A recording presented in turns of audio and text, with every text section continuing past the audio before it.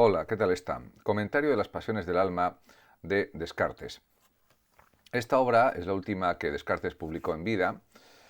Las pasiones del alma, y es fruto de toda una biografía, diríamos que ha tenido como principio, diríamos, la búsqueda de lo verdadero. También, negar, diríamos, la validez absoluta del conocimiento que proviene a través de la experiencia, o en cualquier caso, partir del cogito ergo sum, el primer principio evidente de toda su filosofía. Las pasiones del alma están escritas a instancias de la princesa Isabel de Bohemia, quien pedía reiteradamente a su instructor o profesor, que era Descartes, aclaraciones sobre la relación entre el alma y el cuerpo, en definitiva el problema de la comunicación de las sustancias, que él planteó como algo resoluble en cierto sentido con la glándula pineal que está en el cerebro, aunque por supuesto no consideraba que fuera un principio o una explicación clara y distinta. En cualquier caso, en cuanto a la propia obra, está elaborada con la intención de explicar las pasiones, en palabras del propio Descartes, y no como orador ni tampoco como filósofo moral, sino solamente como físico, como una especie de médico del alma y del cuerpo. De hecho, Descartes inicia su explicación sobre las pasiones con una descripción de la fisiología humana, a la altura de su tiempo, lógicamente estamos hablando de mediados del siglo XVII, y acaba con una reflexión acerca de la moral, también planteando los temas de la fisiología de su época, la interacción alma-cuerpo y moral también, podríamos decir, y esos son los contenidos que se desarrollan en el libro. A partir de ahora lo que haré será comentar algunos breves fragmentos del libro,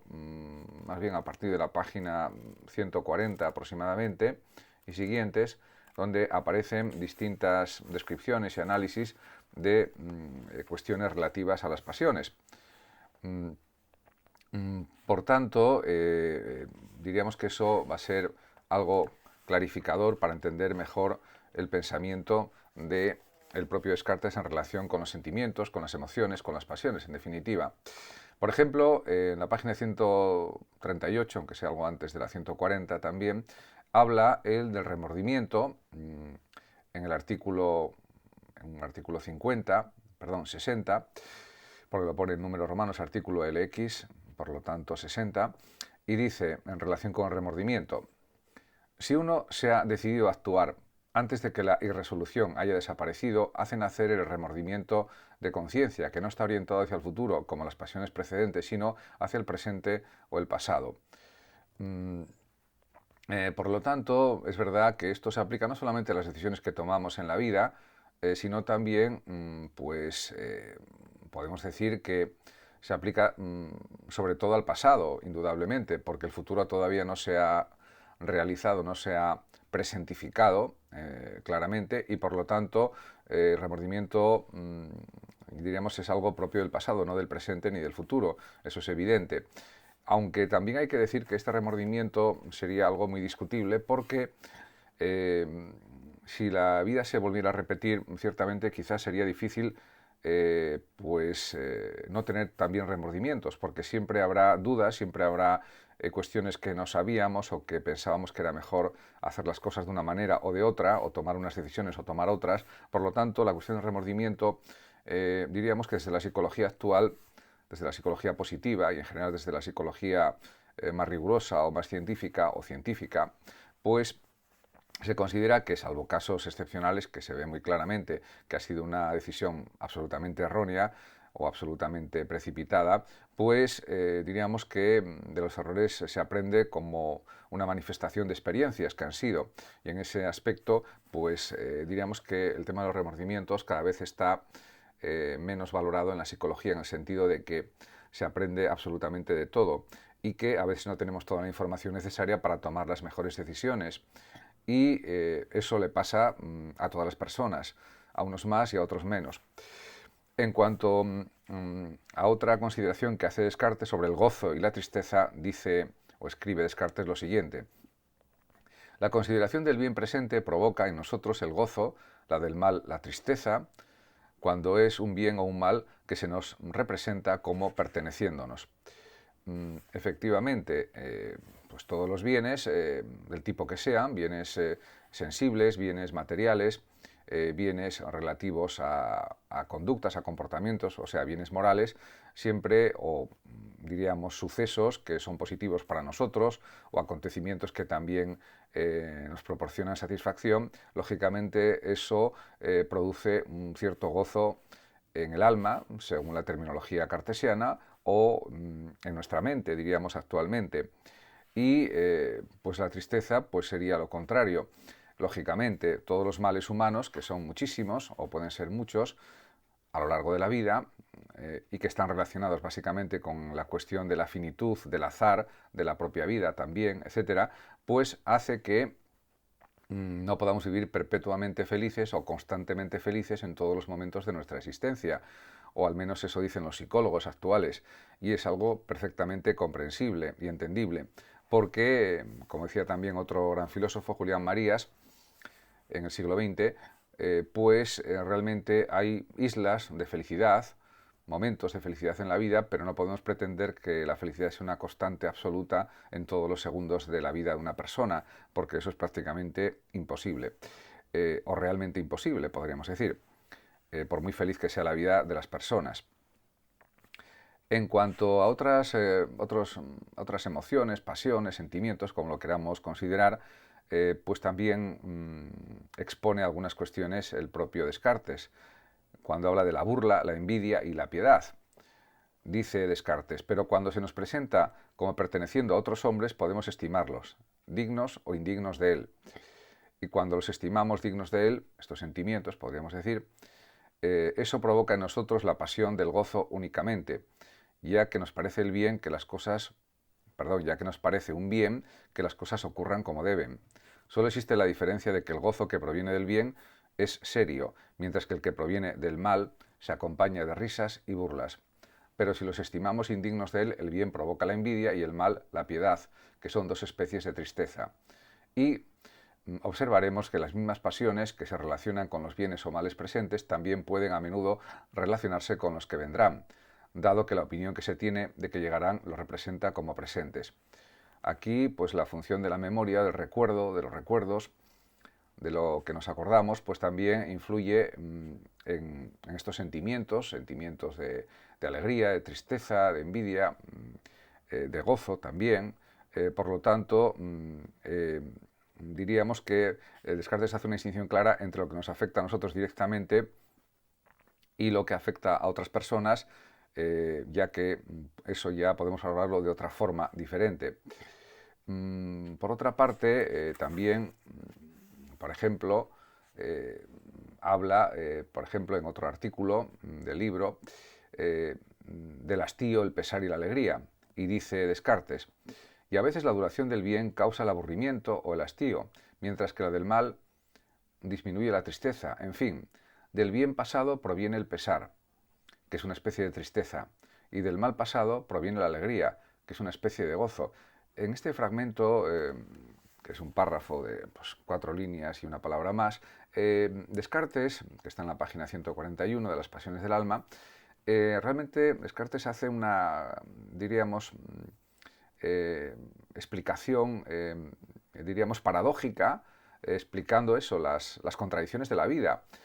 Porque es verdad que, a ver, la duración del bien causa el aburrimiento porque parece todo monótono, rutinario, ese bien dura bastante tiempo y parece que todo es muy monótono, que todo es muy igual a sí mismo, y eso produce pues una sensación de aburrimiento. En la vida nos gusta sobre todo la variedad, los contrastes en las situaciones, en los paisajes, en las emociones, en los sentimientos, en los discursos, etc. Y a veces también una duración del mal, que es una duración persistente, pero que no es muy aguda no es muy agudo ese mal, pues parece que disminuye la tristeza porque nos acostumbramos también al mal, nos acostumbramos a las personas a todo absolutamente. En ese sentido, mientras no sea el mal excesivamente profundo, excesivamente duro, excesivamente terrible, pues parece que podemos incluso hasta disminuir la tristeza, acostumbrándonos a que en la vida hay altibajos de bien y de mal, de situaciones gozosas, de situaciones más o menos tristes, etc. Y por otra parte está el tema de la nostalgia respecto al pasado, de la añoranza de tiempos pasados, o del recuerdo ilusionado de lo que fue, o el recuerdo, diríamos, teñido por una nostalgia y por una cierta alegría de lo que fue el pasado, y en ese sentido él lo expresa muy bien, Descartes. Dice, del bien pasado proviene el pesar porque ese bien pasado no siga existiendo actualmente, se entiende, claro, en el presente, pero todo eso proviene de la finitud humana, de que tenemos una vida fugaz, breve relativamente, y que no podemos pensar que ese bien que generalmente se disfruta en la vida, en la infancia, en la adolescencia, en la juventud y en la etapa adulta vaya a durar eternamente, ni mucho menos. Y por otra parte, decir que del mal pasado proviene la alegría, pues indica también bastantes cosas. Por ejemplo, que es una especie de gozo, porque si actualmente estamos mejor que hace cierto tiempo o determinadas situaciones que nos han parecido pues ligeramente duras o difíciles, pues ese mal pasado lo relativizamos desde el presente, considerando que era algo que es entendible que sucediera, simplemente por el transcurso del tiempo y porque la sociedad tenía otra situación económica, pues también había otra situación social, otra forma de entender la vida, otra forma de trabajar, otra forma de moverse por la realidad, de tener distintos planteamientos diferentes a los actuales hasta cierto punto, y todo eso pues provoca una especie de gozo o de nostalgia gozosa, podríamos decir, para precisar más las cuestiones, para precisar más este aspecto. Por otra parte, también él, en otro de las partes del libro, habla de la enumeración de las pasiones, que es diferente de la comúnmente admitida desde su perspectiva. Y lo dice pues, en otra parte del libro. Escribe Descartes: solo hay 6 pasiones primitivas, mas el número de las que son simples y primitivas no es muy grande, porque revisando todas las que he enumerado, se puede observar fácilmente que solo 6 son tales, a saber, la admiración, el amor, el odio, el deseo, el gozo y la tristeza, y que las demás están compuestas de algunas de estas 6, o bien son especies suyas. Por eso, a fin de que su multitud no confunda a los lectores, trataré aquí separadamente de las 6 primitivas, y después haré ver de qué manera las demás se originan a partir de ellas. Efectivamente, diríamos que son, sí, yo estoy de acuerdo con lo que señala el propio Descartes, que incluyen estas 6 pasiones primitivas, otras pasiones que pueden ser incluidas dentro de cada una de estas 6 que él ha enumerado, Descartes. Y bueno, pues empieza a explicar cada una. Por ejemplo, lo que pasa es que luego matiza distintas cuestiones. Por ejemplo, en relación, por ejemplo, con la admiración, pues tiene pues, otros los artículos en que dice ¿para qué sirve particularmente la admiración? Y señala Descartes: se puede decir de la admiración en particular que es útil porque hace que aprendamos y retengamos en nuestra memoria las cosas que hemos ignorado anteriormente. Claro, es un poco algo parecido, en cierta forma, al asombro, porque diríamos que dentro de la admiración está el asombro ante algo que nos causa sorpresa, que nos causa satisfacción verlo, que pensábamos que no era posible y que lo es, etc. Porque el propio Descartes dice, pues no admiramos más que lo que nos parece raro y extraordinario. Y solo nos lo puede parecer porque lo hemos ignorado, o incluso también porque es diferente de las cosas que hemos sabido, ya que es esta diferencia la que hace que se le llame extraordinario. Efectivamente, lo raro y lo extraordinario es admirable y también nos causa asombro. Ya sabemos que Aristóteles decía que el asombro es el inicio de la filosofía, de alguna manera. Y también Platón, aunque de otra manera diferente, también contemplaba el asombro y la admiración como algo, diríamos, relacionado directamente con el saber filosófico, con la reflexión filosófica, etc. Porque también refleja un cierto nivel de ignorancia que intenta llenar el conocimiento filosófico, que intenta investigar la filosofía para llegar a conocer lo más posible la realidad y llegar a conocernos a nosotros también. En ese sentido, la búsqueda del saber es algo común también en Platón y en Aristóteles y en todos los filósofos. Por otra parte, también él establece en relación con la admiración que hay defectos en el exceso y también en su falta. Y sobre eso también comenta distintas cuestiones, etc. No voy a centrarme en eso porque bueno, sería muy largo. Y voy a seguir avanzando, por ejemplo, en otras cuestiones que él también analiza. Por ejemplo, en relación con otra parte, otro artículo en el que dice no hay tantas clases de odio como de amor. Y escribe o dice Descartes, por lo demás, aunque el odio se oponga directamente al amor, no se divide sin embargo en tantas clases, porque no se advierte tanto la diferencia que existe entre los males, de los que nos separamos a voluntad, como la que existe entre los bienes a los que nos unimos.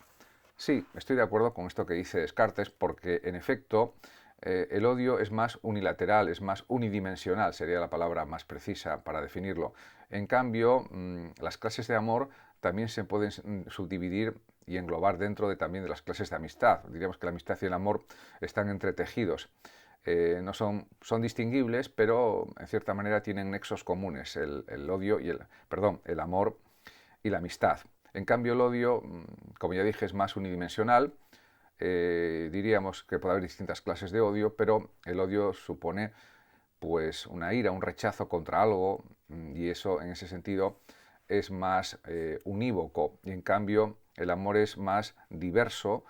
en sus manifestaciones, en las sensaciones que provoca, desde la perspectiva cartesiana en el alma, en nuestra mente, en nuestros sentimientos, etc. Por tanto, en ese aspecto creo que realmente esa es la realidad. En cuanto al deseo, pues Descartes también lo trata en su libro de distintas formas y en otro de los artículos del libro dice el propio Descartes en la definición del deseo. La pasión del deseo es una agitación del alma causada por los espíritus que la disponen a querer para el porvenir de las cosas que se representa como convenientes. Así no se desea solamente la presencia del bien ausente, sino también la conservación del presente y además la ausencia del mal, tanto de aquel que ya se tiene como de aquel que se cree poder recibir en el futuro. Esta definición de deseo de Descartes es muy amplia y diríamos desde una perspectiva psicológica abarca muchísimos aspectos de la psicología humana, porque yo creo que engloba dentro de sí, por ejemplo, temas como la angustia ante la muerte, como diríamos todo tipo de problemas que puedan suceder en la vida, por ejemplo, aspectos como la ansiedad humana, el horror a la muerte, por ejemplo, también, y luego también, también un cierto rechazo a las cosas negativas que puede traer el azar de la vida o la propia temporalidad que sigue avanzando sin detenerse y que hace que pues ciertas cosas vayan desapareciendo de la realidad, del mundo, de la sociedad. En definitiva, diríamos que es la expresión de las sensaciones humanas más primordiales. Los dioses, por ejemplo, no tienen por qué tener deseos, porque ya lo tienen todo. En cambio, los seres humanos, que somos frágiles, lo que decía Blaise Pascal, somos una caña pensante, una sola gota nos puede matar, cualquier vapor, cualquier cosa nos puede matar, y en ese sentido tenemos la gran dignidad de que pensamos, de que reflexionamos, de que sentimos, cosa que no hace la naturaleza, que no hacen las rocas, las montañas, etc. En ese sentido, realmente esta definición del deseo es muy amplia porque integra dentro de sí todos los posibles males de la vida humana. Por ejemplo, querer que el presente sea un presente eterno es algo imposible por la fugacidad de la vida, por el transcurso del tiempo, porque somos seres finitos y todo en el mundo es finito, aunque parezca que no en algunos casos, como por ejemplo pues los ríos, las montañas, las cordilleras, los mares, los océanos, pues también han cambiado a lo largo de millones de años, etc. Eso, por supuesto, todavía no se sabía en pleno siglo XVII, pero actualmente lo sabemos. Y el surgimiento del universo también es de hace pues, 13.800 millones de años, no es de hace 50.000 millones de años, por ejemplo. En definitiva, todo es pasajero. Y eso en el ámbito de la vida humana se nota muchísimo más porque, diríamos, somos seres que, aunque vivamos 70, 80, 90, 100 años aproximadamente o más en algunos casos, pues somos seres que no tenemos una vida excesivamente larga, por desgracia, claro. En ese sentido, como por ejemplo algunos animales, como por ejemplo las tortugas, algunas que llegan a tener 300 o 400 años, etc. Pero esa es la realidad humana, es una realidad contingente, en la que existe el azar, en la que existe la alegría, el gozo y también la tristeza, porque eso es inevitable, y pretender evitar eso, pues entraría a formar parte de lo que desea cada persona, como es lógico, como es natural. Toda la gente desea la mayor cantidad de bienes para sí mismos y una vida lo más feliz posible, y eso es perfectamente entendible. Por eso dice que el deseo es una pasión que no tiene contraria a la falta de deseo. Eso sería por causa de una depresión, por ejemplo. Muchas gracias a todos por su atención. Saludos como siempre a los oyentes de Radio Sofando de México y hasta mi próximo vídeo.